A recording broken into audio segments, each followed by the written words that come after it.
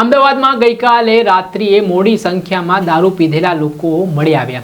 આમ તો ગુજરાતમાં દારૂબંધી છે, છતાંય દારૂબંધીના ધજાગરા ઉડાવતા આ શખ્સો જે રીતે સામે આવ્યા છે તેના કારણે દોસ્તો દારૂબંધીની જે વાતો થાય છે, દાવાઓ થતા હોય છે તે બોગસ સાબિત થતા હોય તે પ્રકારની ઘટના પણ સામે આવી છે। ત્યારે કતારબદ્ધ કહેવાય આમ તો 300 થી 400 જેટલા લોકો અમદાવાદ શહેરમાંથી દારૂ પીધેલા હાલતમાં પકડાયા હોવાની વિગતો પણ કહેવાઈ રહી છે।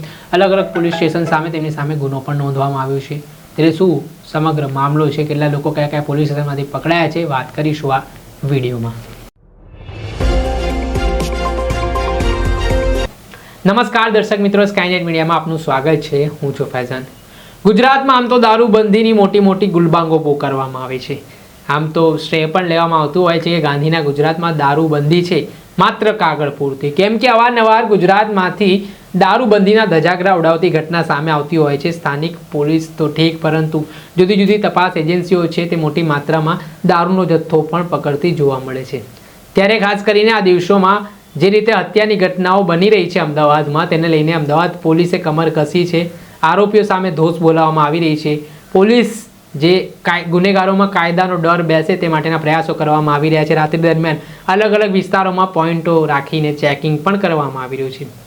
ત્યારે આજે તમને સળંગ ગાડીઓ દેખાઈ રહી છે, આમાં કહેવાય રહ્યું છે મોટા ભાગે એટલે દારૂ પીધેલા લોકો છે તે પોલીસે પકડી પાડ્યા છે અને એમને મેડિકલ ટેસ્ટ માટે સિવિલ હોસ્પિટલ ખાતે લાવવામાં આવ્યા છે।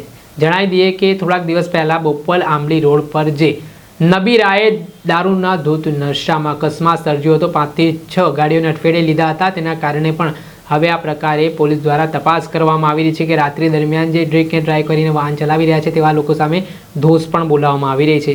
ત્યારે આ દ્રશ્ય આપ જોઈ શકો છો, એ ગુજરાતમાં એક તરફ દારૂબંધીના મોટા મોટા દાવાઓ કરવામાં આવી રહ્યા છે, તે દાવાની પોલ આ ઘટના પરથી ખુલતી હોય તેવું દેખાઈ રહ્યું છે। ત્યારે અલગ અલગ જગ્યાએ હાલ સૂચનો પણ કરી દેવામાં આવ્યા છે કે જે અસામાજિક પ્રવૃત્તિઓ વધી રહી છે, જ્યાં ડ્રિંક કરીને લોકો અસામાજિક તત્વો ત્રાસ મચાવતા હોય, આતંક મચાવતા હોય તેવા વિસ્તારોમાં ખાસ ધ્યાન આપવામાં આવે, તેમની સામે ગુનો નોંધવામાં આવે અને કાર્યવાહી કરવામાં આવે। તેમ જે દારૂ પીધેલા લોકો હતા જે તેમને હાલ અમદાવાદની સિવિલ હોસ્પિટલ ખાતે લાવવામાં આવ્યા હતા અને તેમની સામે પ્રોહિબિશનનો ગુનો પણ નોંધવામાં આવ્યો છે। પરંતુ આ ઘટના પરથી સ્પષ્ટ સાબિત થઈ રહ્યું છે કે ગુજરાતમાં જે દારૂબંધીના દાવાઓ થતા હોય છે ગાંધીના ગુજરાતમાં કે દારૂબંધી છે તે દાવો પોકળ સાબિત થયા હોય તેવું આ ઘટના પરથી સ્પષ્ટ કહી શકાય છે।